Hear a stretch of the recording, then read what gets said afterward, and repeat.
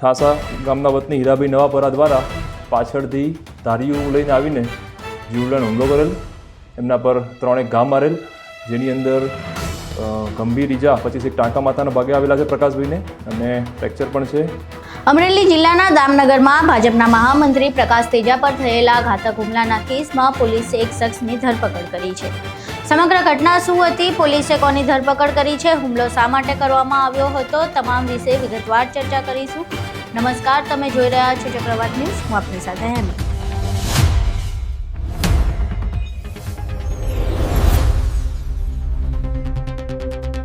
અમરેલીના દામનગરમાં એક જાહેર કાર્યક્રમ દરમિયાન ધારાસભ્ય જનક તળાવિયાની હાજરીમાં બ્રિજના ખાતમુહૂર્તનો કાર્યક્રમ ચાલી રહ્યો હતો.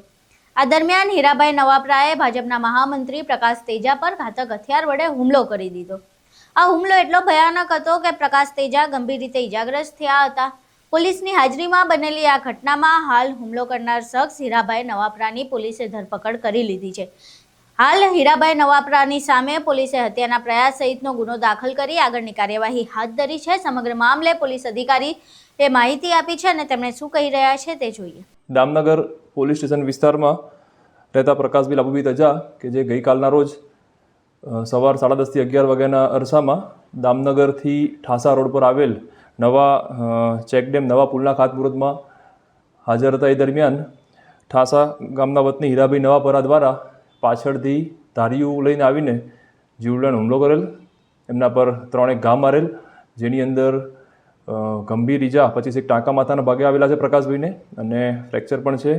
આ બનાવનું કારણ પ્રકાશભાઈના કહ્યા મુજબ કૌટુંબિક કારણોસર એમના પર હુમલો કરવામાં આવેલ છે. હાલમાં દામનગર પોલીસ સ્ટેશનમાં BNS કલમ 109 મુજબ ગુનો દાખલ કરી આરોપીની અટક કરવામાં આવી છે. આગળ તપાસ કાર્યવાહી ચાલુ છે. અને આની ઉપર કે પહેલા ગુના દાખલ થયેલા છે કે કઈ? હાલમાં કોઈ ગુનાહિત ઇતિહાસ ધ્યાનમાં આવેલો નથી. અહીં તમે સાંભળ્યું કે પોલીસે સમગ્ર મામલે શું કહ્યું, પરંતુ હવે પ્રશ્ન એ થાય છે કે ધારાસભ્યની હાજરી અને પોલીસ બંદોબસ્તની વચ્ચે હુમલો કરવાની હિંમત આરોપી પાસે આવી ક્યાંથી? શું આ હુમલો કોઈ વ્યક્તિગત અદાવતનું પરિણામ છે કે પછી કોઈ રાજકીય કાવતરું? હાલમાં પોલીસ આ તમામ પાસાઓ પર તપાસ કરી રહી છે. પ્રકાશ તેજા પર થયેલા આ હુમલાથી સ્થાનિક ભાજપ કાર્યકરોમાં ભારે રોષ જોવા મળી રહ્યો છે. જોકે ધારાસભ્યએ તો હાલ એવું કહ્યું છે કે આમાં અંગત અદાવત છે, કોઈ રાજકારણ નથી, પરંતુ પોલીસ તમામ મામલે તપાસ કરી રહી છે. વિડીયો જોયા બાદ તમારું સમગ્ર મામલે શું માનવું છે, તમારા મંતવ્યો અમને કોમેન્ટ બોક્સમાં જરૂર જણાવજો. વિડીયો પસંદ આવ્યો હોય તો લાઇક કરો, શેર કરો અને ચેનલને સબસ્ક્રાઇબ કરવાનું ભૂલશો નહીં. નમસ્કાર.